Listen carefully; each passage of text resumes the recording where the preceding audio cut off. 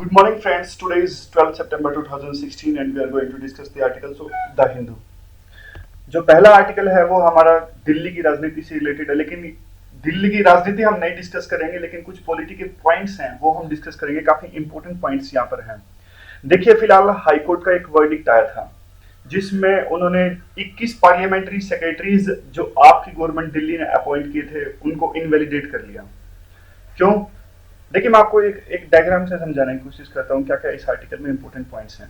यहाँ पे आप स्क्रीन पे देखिए, 3 पॉइंट्स इस आर्टिकल में इंपॉर्टेंट है। एक तो हाई कोर्ट के डिसीजन से रिलेटेड है, जो अभी 21 पार्लियामेंट्री जो है उनको निरस्त किया है। हाई कोर्ट ने अभी ये कहा है कि दिल्ली एक यूटी है, अभी इस मामले में डिस्कस करेंगे हम। दूसरा है मिनिस्टर्स पे, कितने मिनिस्टर्स अपॉइंट कर सकते हैं, यानी 15% का कैप है लेजिस्लेचर का, और आपने कर दिए 21 पार्लियामेंट्री सेक्रेटरी ज्यादा, यानी मिनिस्टर से भी ज्यादा। एक ये इशू है। तीसरा इशू जो है वो है ऑफिस ऑफ प्रॉफिट का। तो 3 इशू यहाँ पे हम डिस्कस करने जा रहे हैं। देखिए, हाईकोर्ट ने फिलहाल ये वर्डिक्ट दिया कि दिल्ली एक यूटी है, सारे के सारे जो फैसले लेंगे वो लेफ्टिनेंट गवर्नर लेंगे, और जो वहां पे लेजिस्लेचर यानी अरविंद केजरीवाल की गवर्नमेंट है वो सिर्फ एक रिकमेंडरी बॉडी है। तो अब रिकमेंडरी बॉडी है तो सारे के सारे जो डिसीजन उन्होंने पहले लिए थे वो इलीगल हो गए, यानी पिछले कुछ समय से अरविंद केजरीवाल बिना एलजी की कंसेंट से डिसीजन लेते जा रहे थे। तो हाईकोर्ट के फैसले के अनुसार वो सारे के सारे डिसीजंस अब इलीगल हैं, और इवन एलजी ने एक कमेटी भी गठित करी है उन सारी फाइल्स की जांच करने के लिए जो बिना उनकी सहमति के पास हो गई हैं। तो अब ये साफ है दिल्ली एक यूटी है। हालांकि केस अब ये सुप्रीम कोर्ट में है, तो अब वहां फैसला होगा।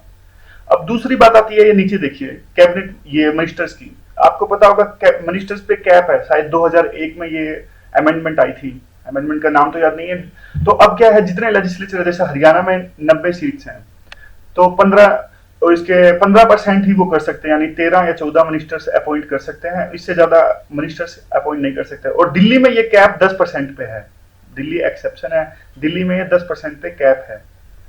तो देखिए कंटेक्स्ट क्या था, अरविंद केजरीवाल की पार्टी टूटने वाली थी, इनके विधायक नाराज थे इनसे, तो इन्होंने क्या किया, धड़ाधड़ 21 पार्लियामेंट्री सेक्रेटरी अपॉइंट कर दिए।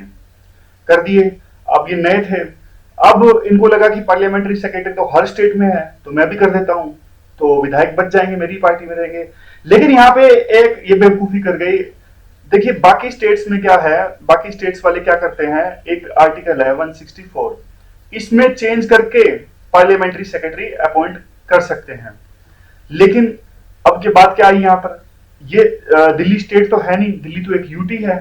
तो इन्होंने क्या किया, बिना 164, या क्योंकि 164 तो इन पे एप्लीकेबल होता ही नहीं, इनको अगर चेंज करना था होता तो 239 वगैरह 240 उनमें चेंज करते, उसमें खुद से चेंज कर नहीं सकते। तो इन्होंने बिना लॉ बनाए, बिना कॉन्स्टिट्यूशन में कुछ चेंज किए बिना ही पार्लियामेंट्री सेक्रेटरी अपॉइंट कर दिए, वो भी 21।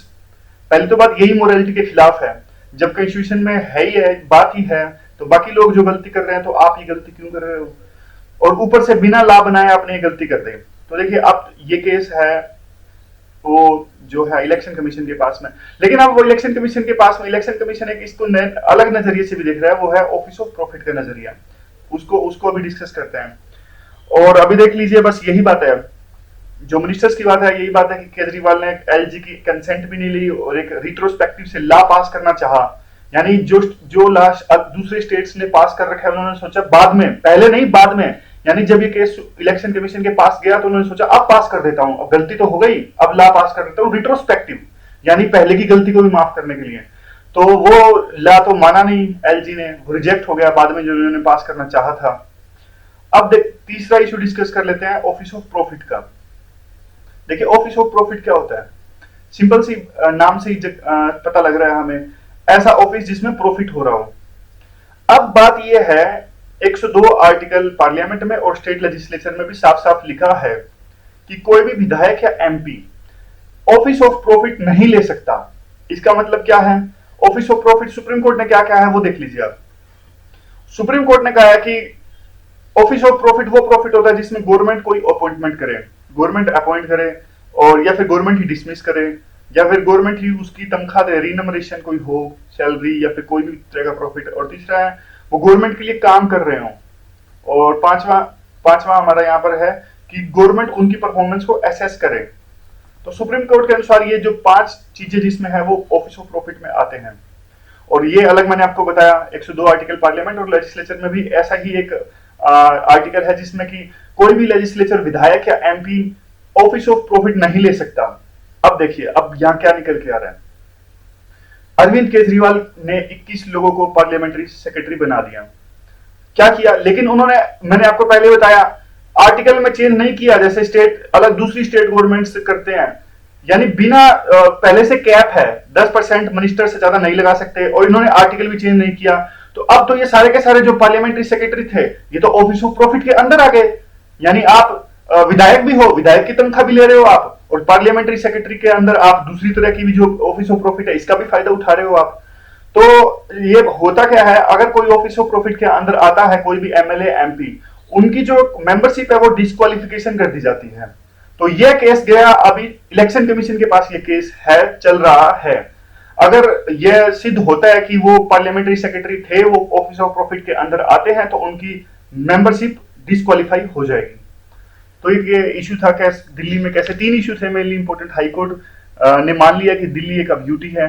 दूसरा ये कैप वाला इशू था। ये देखिए, ये पॉइंट्स कहीं ना कहीं हो सकता है डायरेक्ट क्वेश्चन पे ना आए, लेकिन ये पॉइंट्स हमें यूज करने हैं। ऑफिस ऑफ प्रॉफिट का क्वेश्चन आ सकता है मेंस में, तो अभी इसमें हम दिल्ली का एग्जांपल देंगे। ये पहले भी बहुत केसेस आए थे। सोनिया गांधी का केस था 2004 में, तब सोनिया गांधी ने रिजाइन करके दोबारा से इलेक्शन लड़ा था।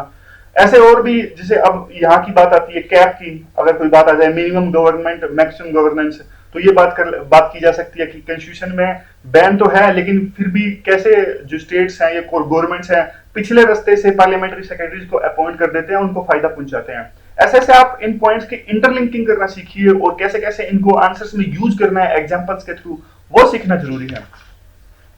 अगला जो आर्टिकल है हमारा इसरो का आर्टिकल है। इसरो ने अभी अभी एक वेदर सेटेलाइट लॉन्च किया है, इनसैट 3DR। क्या नाम है इस सैटेलाइट का? INSAT 3DR। ये सैटेलाइट इन्होंने GSLV से लॉन्च किया। ये इंपॉर्टेंट बात है यहाँ पे। पहले जो भी सैटेलाइट हम लॉन्च करते थे, ज्यादातर क्या लगभग सारे ही PSLV से लॉन्च करते थे।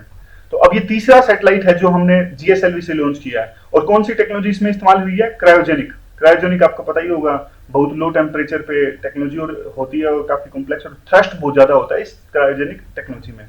और जो मेन बात यहाँ पर निकल के आ रही है, यहाँ पे मैक सेकंड से हमने ये सैटेलाइट लॉन्च किया। मैक सेकंड में कितना वेट यूज कर सकते हैं? Almost 2 ton. तो ऑलमोस्ट मैक्सिमम कैपेसिटी का इससे हमने यूज किया है। और मैक 3 में कितना होता है वैसे? मैक 3 में होता है 4 टन से ज्यादा। देखिए अब क्या हुआ है, हमने ये लॉन्च करके तीसरा हमारा प्रयास था, तो हम सफल हो गए। इससे पहले काफी बार हमें फेलियर भी हुई है GSLV यूज करते इसमें। तो अब हम एक एलीट क्लब में एंटर कर गए हैं। तो देखिए बहुत डिफिकल्ट है इस टेक्नोलॉजी को यूज करना, काफी चैलेंजेस आए इसमें, जैसे कि टेम्परेचर बहुत ज्यादा होता है, तो एक थर्मल और स्ट्रक्चरल इंटीग्रिटी मेंटेन करना वहां पे मुश्किल हो जाता है। और देखिए एक तरफ तो यहाँ पे क्या होता है, दूसरा पॉइंट है क्या चैलेंज है, एक तरफ तो यहाँ पे -250 डिग्री सेल्सियस है क्योंकि क्रायोजेनिक टेक्नोलॉजी है, एक तरफ यहाँ पे थ्रस्ट बहुत ज्यादा है। तो क्या होता है, इग्नाइट को यानी कैसे जलाना उसको, क्रायोजेनिक टेम्परेचर को, क्रायोजेनिक टेक्नोलॉजी को इतने ठंडी टेम्परेचर पर इग्नाइट करना, जलाना, और इवन सस्टेन करना। चलो आपने जला भी दिया तो सस्टेन थ्रस्ट मिलती रहे, सर्टेन वो मिलता रहे, फ्यूल मिलता रहे, तो ये कितना मुश्किल होता है। PSLV में क्या है, लेकिन अभी तक ना इंडस्ट्रियल पार्टिसिपेशन नहीं है, ये दिक्कत है। यानी इंडस्ट्रियल पार्टिसिपेशन PSLV में तो है 80%, लेकिन अभी अभी जो हमने लॉन्च किया GSLV, इसमें इंडस्ट्रियल पार्टिसिपेशन है सिर्फ 50% या इससे भी कम है। तो ये दिक्कत है, क्योंकि देखिए इसरो तो एक रिसर्च ऑर्गेनाइजेशन है ना, ये सिर्फ प्रोड्यूस भी कर देती है, लेकिन जब तक कि इसको मिलेगा ही नहीं, कॉन्ट्रैक्ट ही नहीं मिलेंगे, तो किस तरह से लॉन्च कर पाएगी। तो इंडस्ट्रियल पार्टिसिपेशन करनी जरूरी है। तो इनका टारगेट है 2018-2019 तक 2 और लॉन्च कर दें, और उसके बाद में GSLV मैक 3 की अब तैयारी है।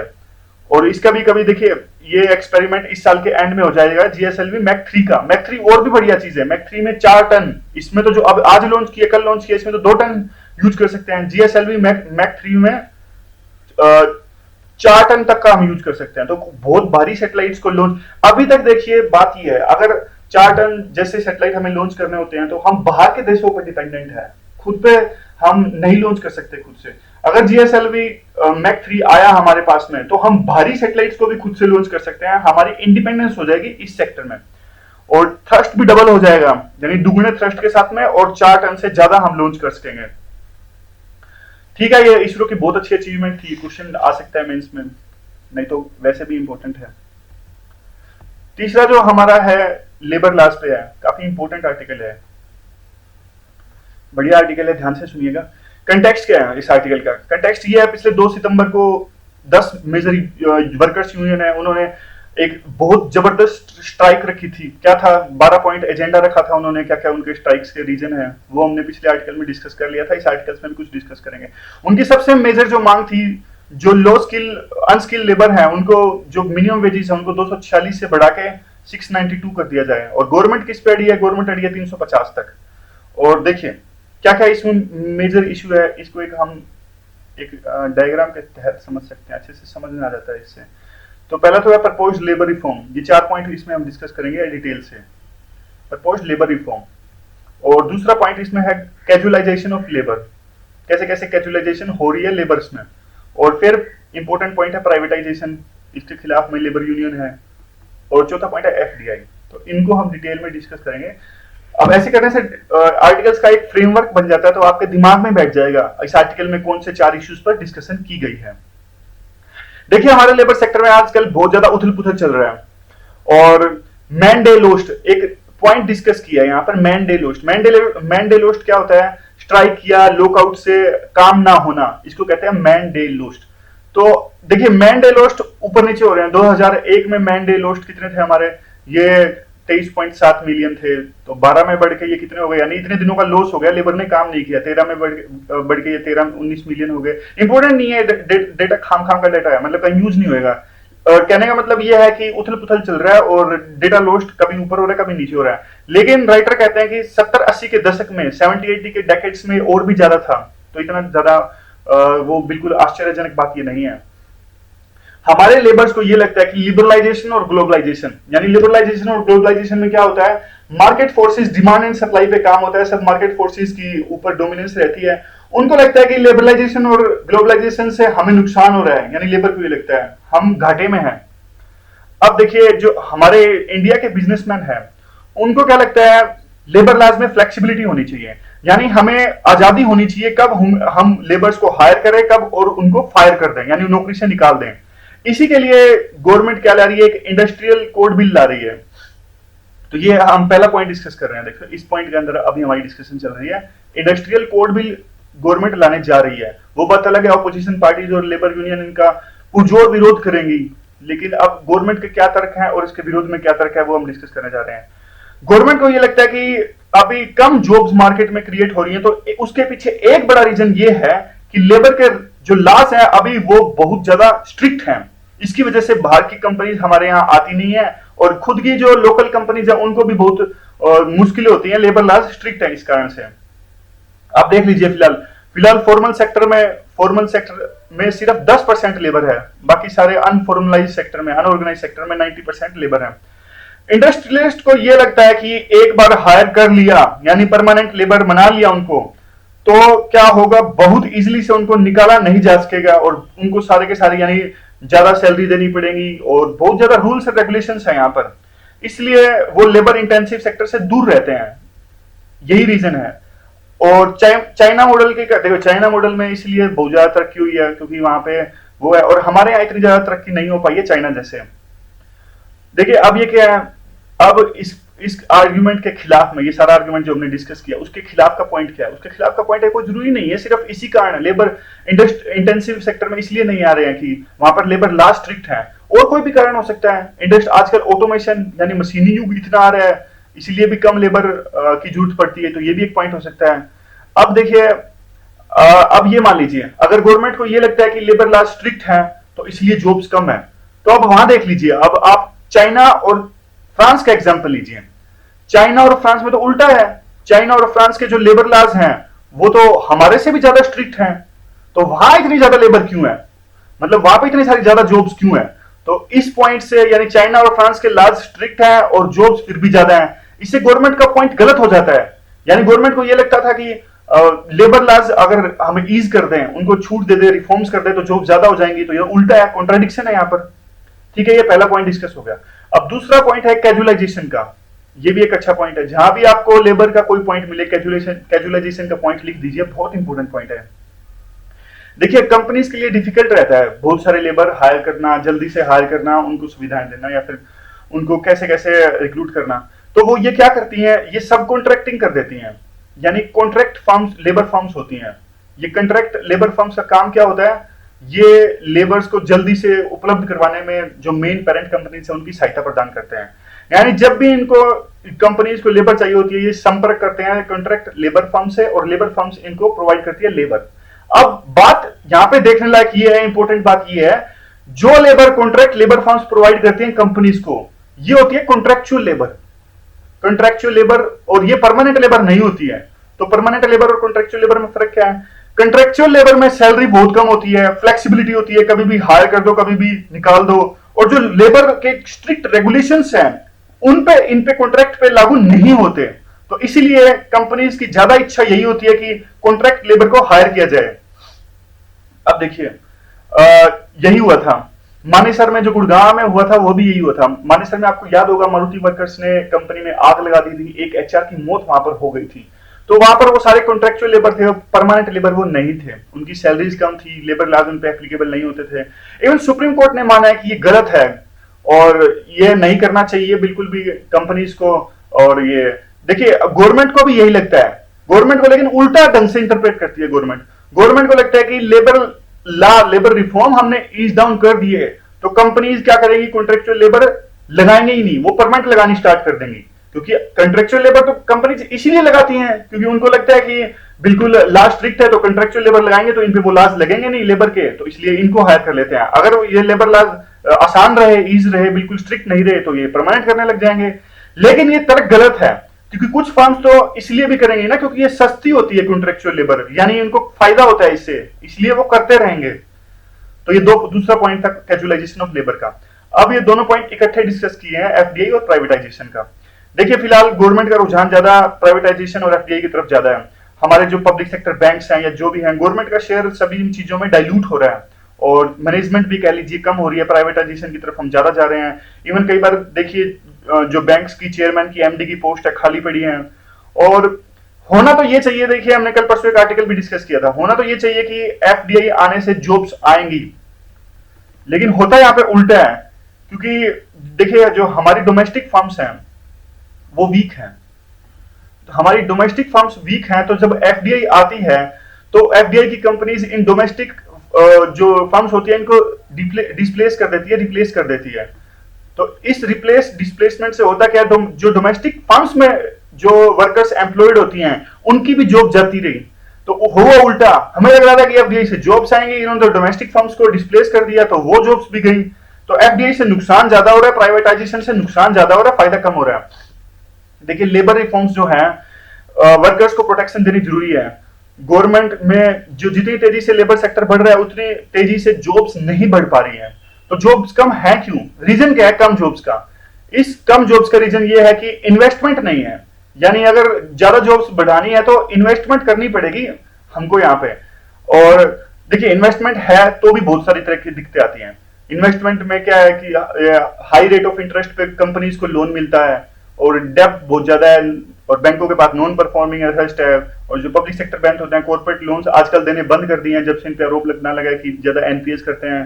तो ये सारे रीजंस हैं, इन्वेस्टमेंट है नहीं, प्राइवेट कंपनीज के पास पैसा है नहीं तो वो मार्केट में लगाती नहीं, नए धंधे खुल के आ नहीं रहे हैं, जब तक नए धंधे नहीं आएंगे तो जॉब्स आएंगी कैसे? तो ये सब रीजंस हैं। तो गवर्नमेंट को करना क्या चाहिए, इन्वेस्टमेंट बढ़ानी चाहिए बजाय कि लेबर रिफॉर्म्स को करने से। यानी लेबर रिफॉर्म्स तो लेबर के खिलाफ है, आप लेबर के खिलाफ जा रहे हैं। और करना क्या चाहिए आपको इन्वेस्टमेंट करनी चाहिए, मार्केट में आप पैसा लगाओगे तो जॉब्स तो अपने आप आएंगी।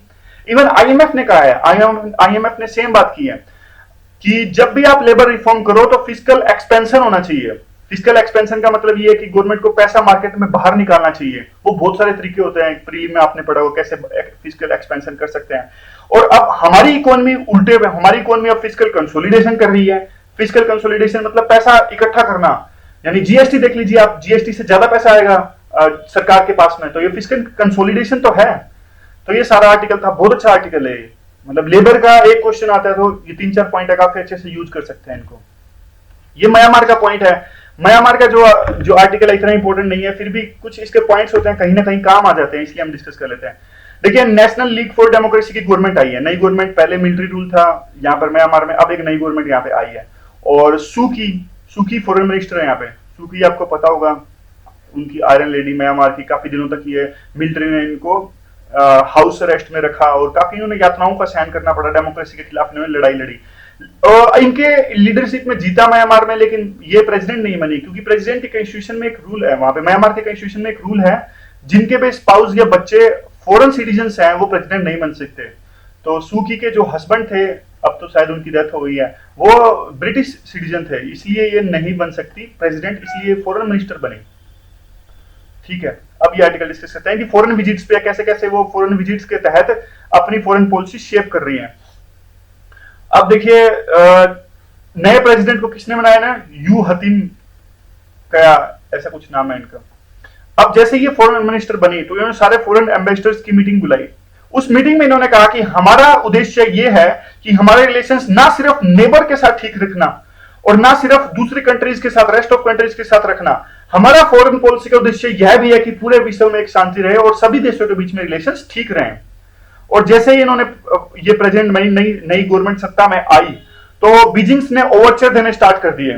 Beijing started giving overtures like that you first should come to us and frame a meeting or you can say that visit to us।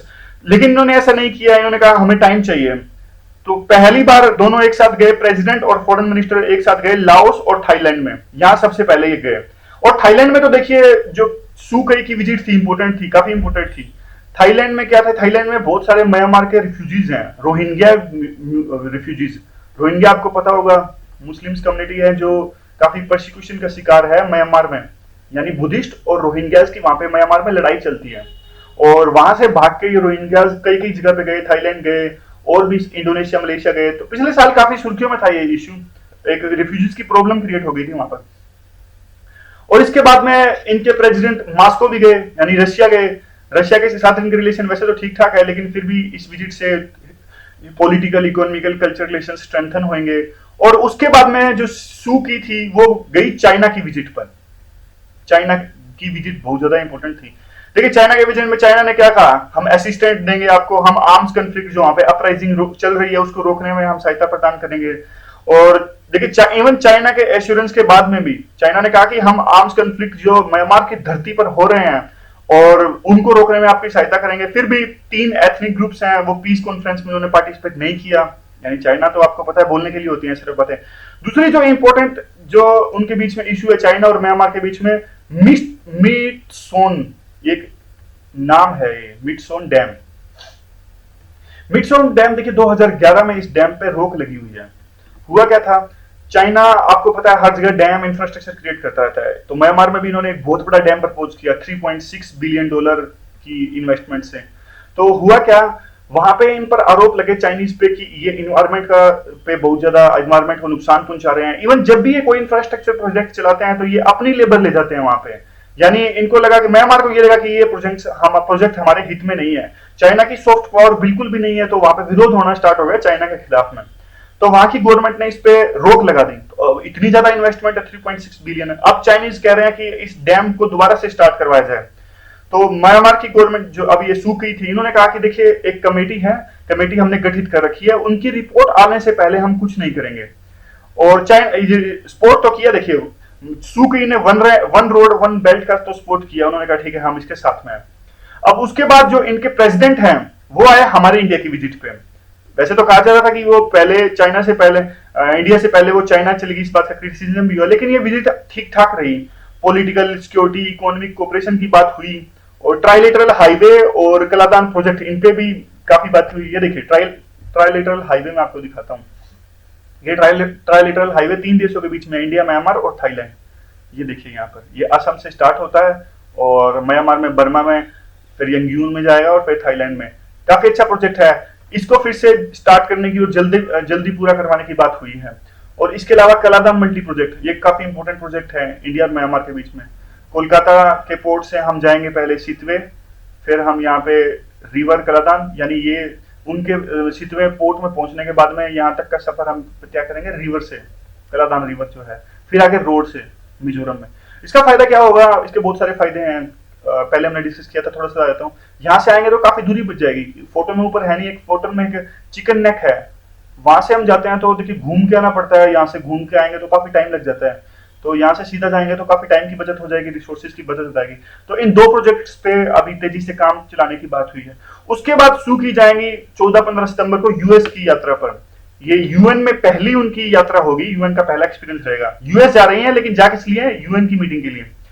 वो बात कहेंगी, वो यूएस को कहेंगे कि सैंक्शंस और हटाए जाएं। पहले जब मिलिट्री रूल था तो पूरे यूएस ने, वर्ल्ड ने बहुत ज्यादा सैंक्शंस लगा रखे थे म्यांमार पे, क्योंकि वो डेमोक्रेसी नहीं था। अब जबकि म्यांमार एक डेमोक्रेसी बन गया है और ठीक ठाक रास्ते पर चल रहा है, तो सू कई कहेंगी कि हमारे ऊपर से सैंक्शंस हटाए जाएं। और फिर अक्टूबर में सू कई इंडिया भी आएंगी। वो आएंगी ब्रिक्स और बिम्स्टेक की मीटिंग के लिए। ब्रिक्स और बिम्स्टेक्स का एक साथ मीटिंग वहां पर होगी, तो वो सू कई इंडिया की मीटिंग में आएंगी। यहाँ पर वो जो ब्रिक्स के बहुत सारे कंट्रीज हैं उनके साथ उनकी बातचीत होगी, जैसे ब्राजील हो गया, साउथ अफ्रीका हो गया, चाइना, और इनसे तो पहले हो ही चुकी है। और लेकिन उस विजिट में सबसे इंपॉर्टेंट बात देखने लायक होगी बांग्लादेश के साथ में उनकी मीटिंग। बांग्लादेश के साथ में मीटिंग होगी उनकी, क्योंकि बांग्लादेश के रोहिंग्या के साथ ही तो उनकी प्रॉब्लम चल रही है, यानी जो माइनॉरिटी का परसिक्यूशन है वहां पे उनके साथ कंफ्लिक्ट्स हैं। तो देखते हैं बांग्लादेश के साथ शेख हसीना और इनकी मीटिंग क्या रूप लेती है, तो ये देखना भी बाकी है। तो ये आर्टिकल डिस्कस किया था। ये आर्टिकल मैंने इसलिए डिस्कस किया था, ये बांग्लादेश जो मेन म्यांमार के इंटरनल आर्टिकल है वैसे तो, लेकिन काफी पॉइंट्स इधर से उधर यूज हो जाते हैं इसके। जैसे अब ये पॉइंट यूज हो गया, दो कलाला जो मल्टीलेटरल हाईवे है और ट्राइलेटरल हाईवे है, तो ऐसे पॉइंट्स कहीं ना कहीं काम आ जाते हैं। ठीक है, thanks very much for listening.